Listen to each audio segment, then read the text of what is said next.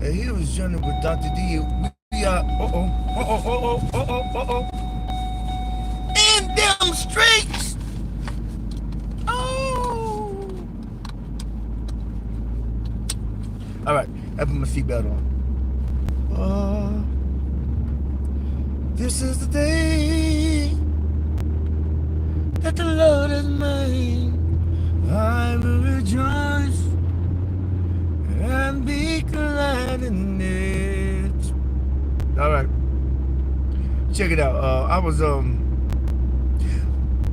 driving the other day, right? I was in them streets, and I had somebody riding with me, and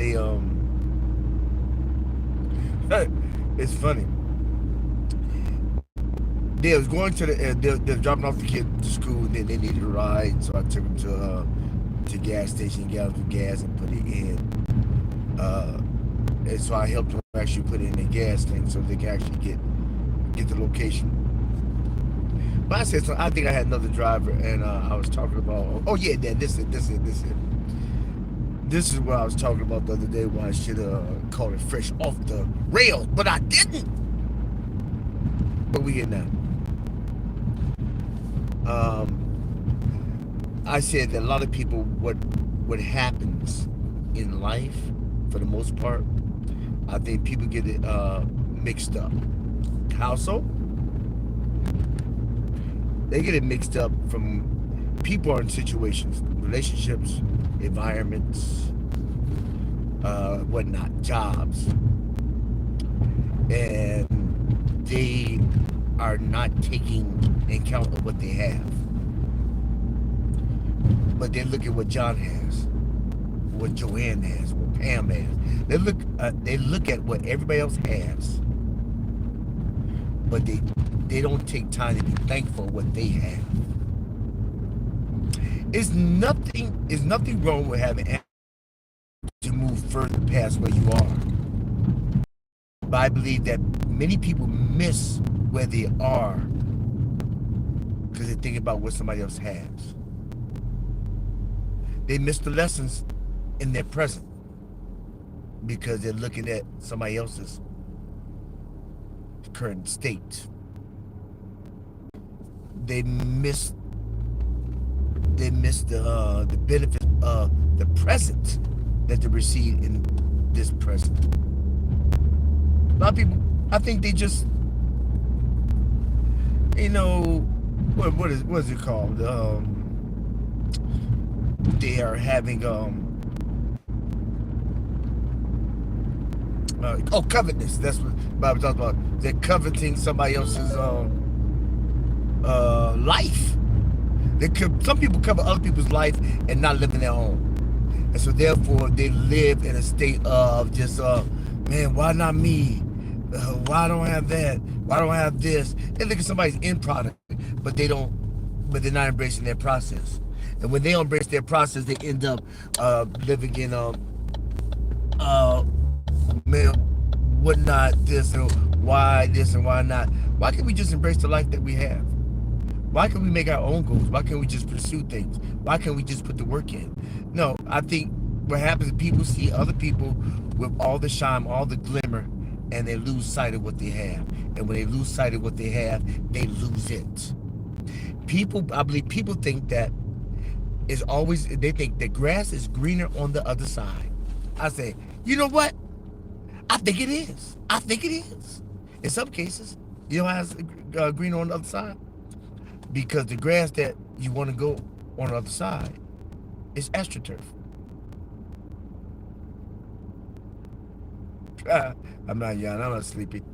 Well, my bag's that big. I said, all right. It's astroturf.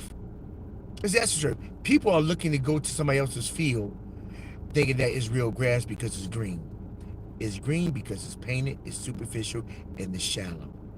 And when things are shallow, then it has no depth. It's shallow.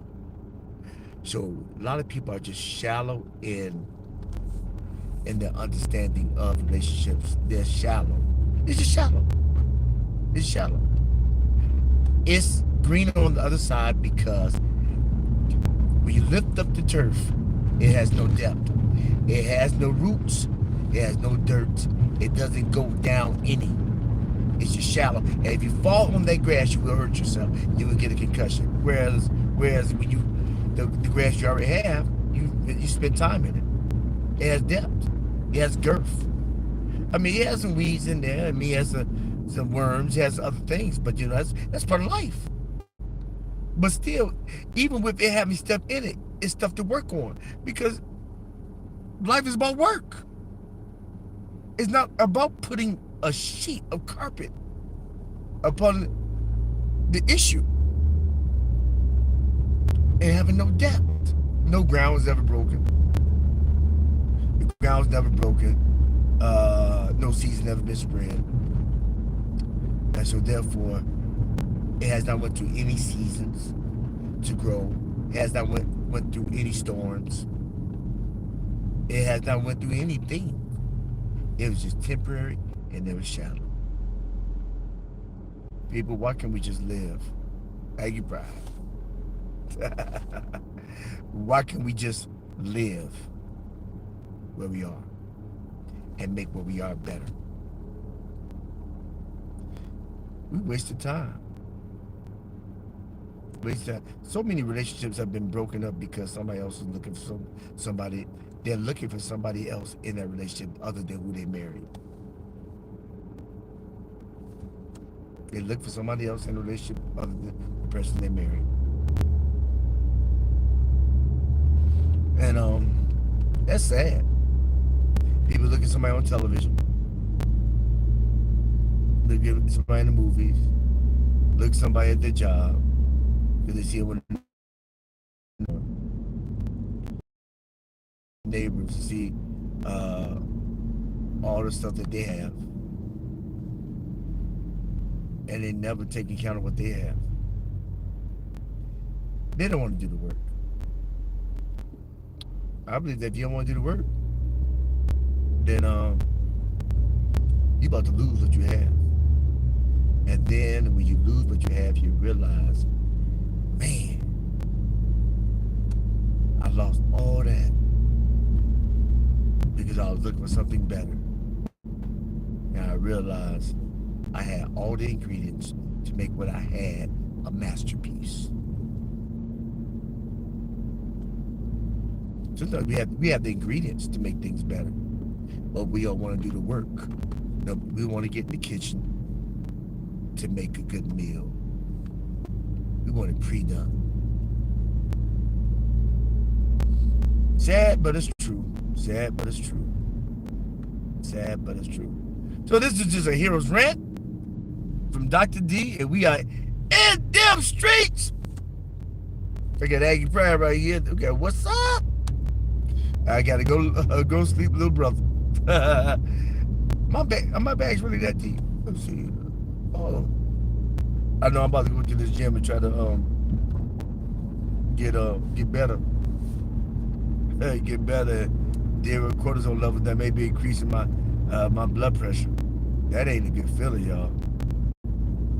That ain't a good feeling knowing that situation on the outside is affecting your inside.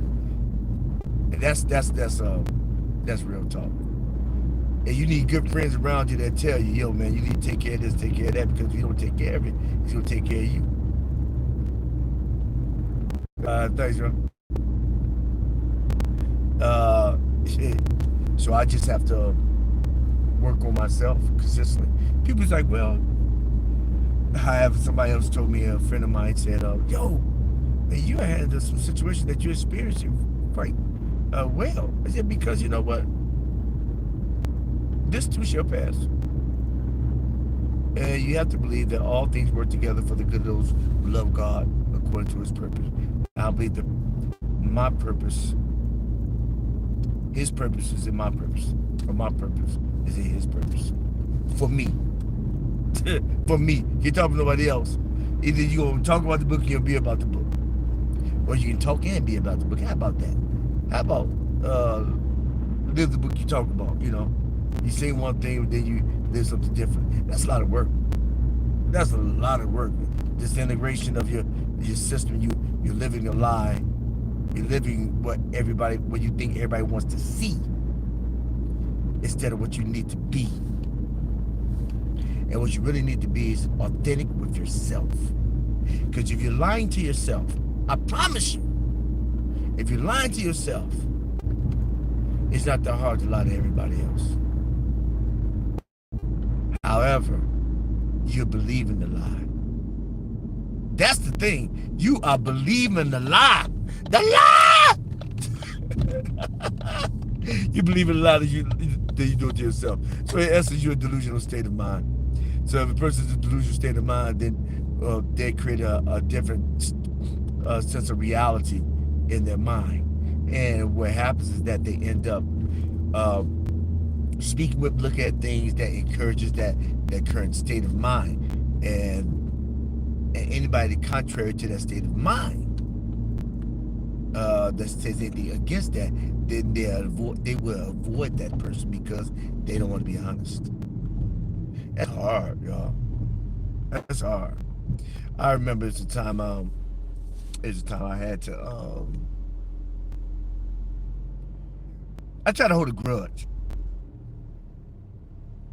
I tried to hold a grudge against somebody. And the person did me wrong now. Let's not get it twisted. The person did me wrong. Did me wrong. And I had every right to be you gotta X him out to a certain extent.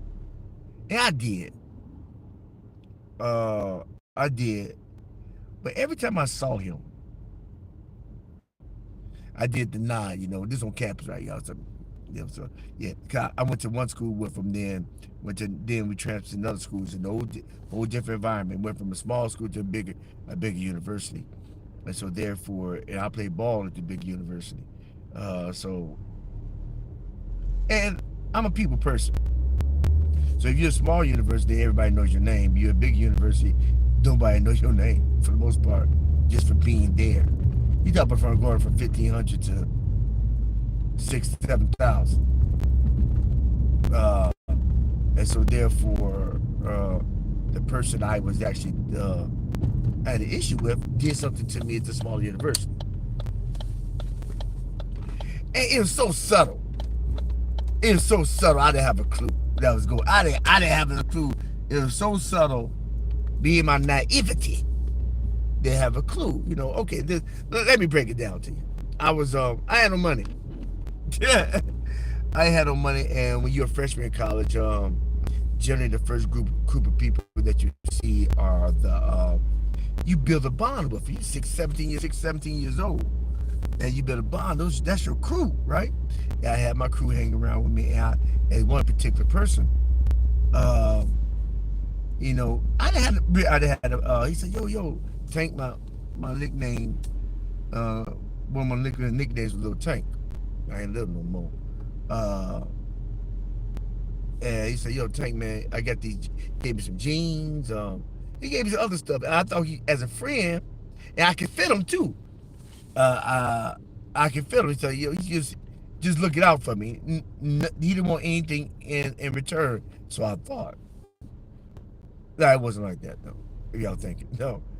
But my best friend, friends 30 years, he's like, "Yo, man, oh boy, he's he's looking down on you."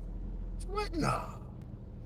And I would listen more carefully. Then he started making comments, like little sly comments, like demeaning, saying you ain't got this, you ain't got this, just stuff. And then one day I had enough. I started listening, and I heard I was a pity case. I wasn't a friend. And so I went off in the way I could. I took off his pants in public and just gave it to you. You take this. And then he asked, and this is what he did. He said, "Hey, give me such and such. And give me that back. Give me that back." So everything became, because I said what I didn't like, he showed his real self and said, "Give me this back." And I just I gave him stuff back to him. Now, going fast forward from that situation, I went from one college to a university, and he transferred as well. Now I saw him at the university, and Now I played football at the university, so I had somewhat of a group, and I'm personable.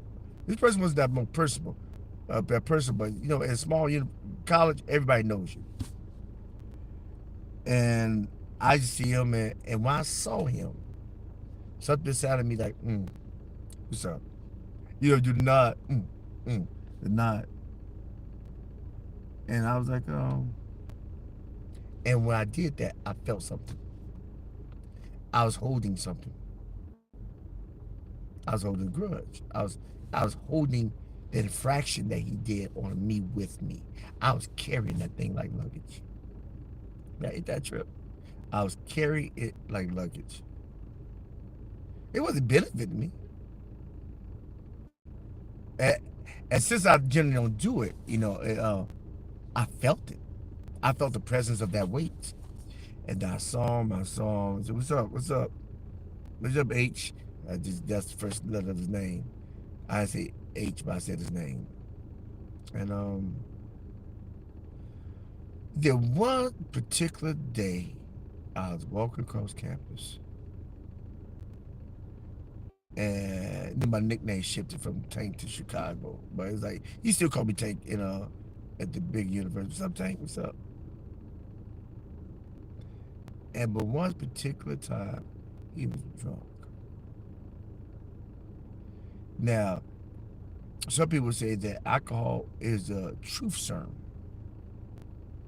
to individuals. It was to him. It was, and yeah, that's Tate. Oh, he just like this, y'all. Chicago Tate. Oh man, he anti-football team and he was talking like that. He's a good guy. He was talking about how good I was. He was talking about how, you know, he wasn't talking negative about me at all. He was just talking, you know, and I felt bad. I felt bad. And that day on, I stopped. I shifted because I said, this is stupid. I'm holding something against a person. I need to let it go. That made me, they gave me a better empathy to sometimes people do wrong by you. And they don't know they're doing you wrong. Or if they do you wrong, why do you keep the offense? Just deal with it. And don't carry it with you. And I literally was carrying it with me. I was carrying, when I saw him, see, that's how you know you're carrying something with you. I saw the person and it triggered something in me. Not positive. I saw the person and it made me more upset because I started going back to the event and the situation. It's a year back. And I saw the person and I started remembering all the negative stuff that was done to me to further up a resentment and a frustration in me. Why do I pull the past in my present to facilitate a temperament, a resentment, and hate? All it's going to do is hurt me. In the end, so it's going to kidneys. I mean, it's going to internally hurt me. And that's why, this is our segue, I'm doing a digital course. It seems like a segue. I did not plan this. I'm doing a digital course about anger. That's funny. I didn't plan to do this. But whoever sees all of this video or jumps around the video, I'm doing a digital course about anger. I have a video series on my YouTube channel, A Hero's Journey with Dr. D. I have a video series. If you look in there, I got over 1,500 videos. Anger, the internal assassin. I'm doing excerpts about different phases of anger and how it leads to a certain level. And with this course, I'm going to go in depth about how anger affects you psychologically, physically, and what triggers the anger, what environment triggers anger. How is anger facilitated in a negative way, and how to deal with it, how to handle that anger that you say that actually consumes you and controls you and affects you. How to handle it, how to deal with it, how to be done with it. Don't you want to smile? But sometimes people think they're smiling, but really, nobody else sees the smile.